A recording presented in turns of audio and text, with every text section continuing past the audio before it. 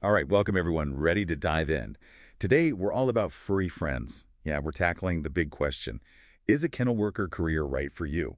We're digging into RoleCatcher's career guide, Kennel Worker, to find out. It's a good one. So many people dream of working with animals, but this guide really gets into the nitty-gritty. Right, like day-to-day stuff. They jump right into a typical day.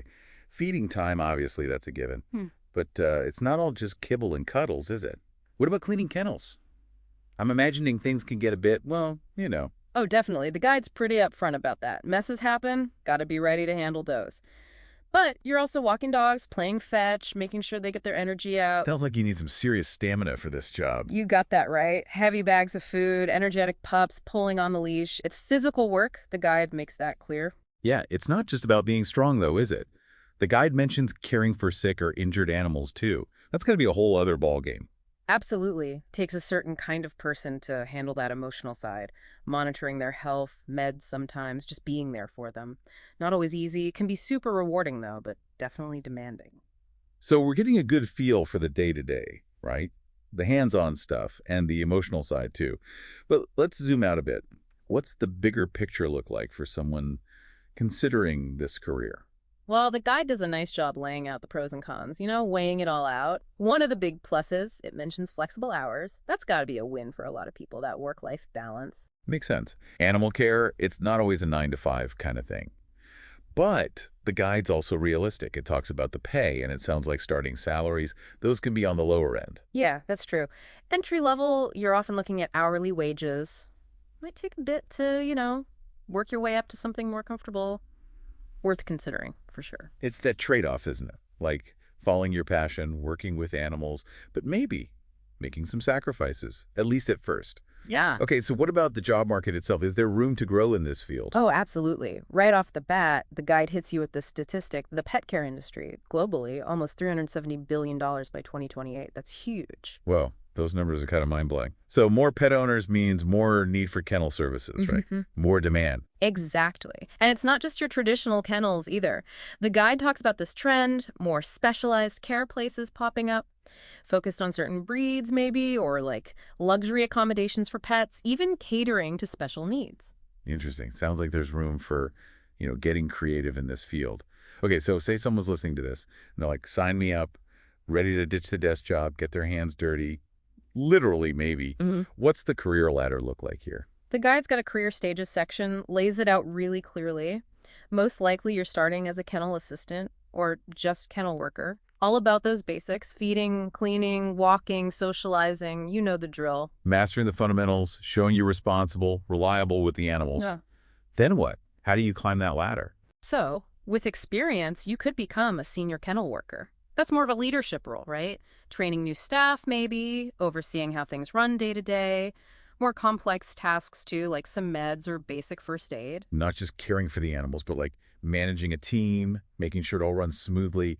That's a step up. It is, yeah. And for those with, real ambition, the guide even mentions becoming a kennel manager or supervisor. You're basically running the whole place.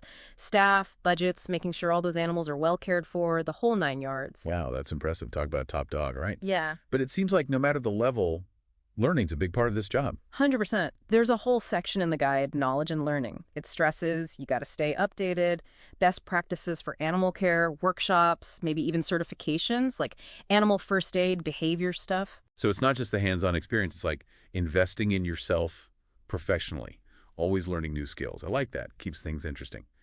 But let's be real for a sec. Getting your foot in the door, it often comes down to that interview, right? And I think we've all been there, sweaty palms, heart racing, hoping we don't mess it up. What's the guide say about acing that kennel worker interview? It's got some solid advice, actually. First off, be ready for those classic questions, right? Why work with animals? How would you handle a tough situation, like an aggressive dog? They sound simple, but thinking through your answers beforehand, it makes a difference. They'll just wing it, right? Show your passion, your experience, that you can stay calm under pressure. I'm guessing research is important too. Oh, absolutely. The more you know about that specific place you're interviewing at, the better.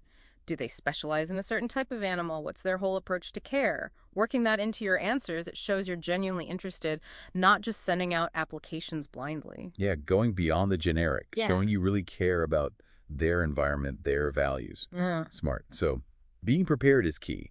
But any advice beyond what's in the guide? Like, what's your top tip for really knocking that interview out of the park? Don't be shy about asking questions, you know? It shows you're really thinking, eager to learn, asked about their training, their philosophy on animal care, anything that says, I want to build a career here, not just give me a job. Ooh, I like that.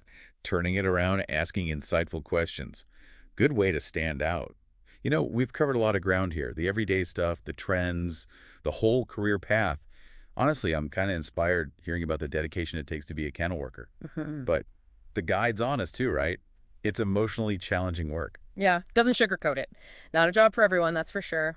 You're with these animals, good days, bad days, happy, scared, hurting. It takes real resilience and knowing how to take care of yourself too through all that. That's such a good point. So, for anyone out there seriously considering this path, here's something to think about.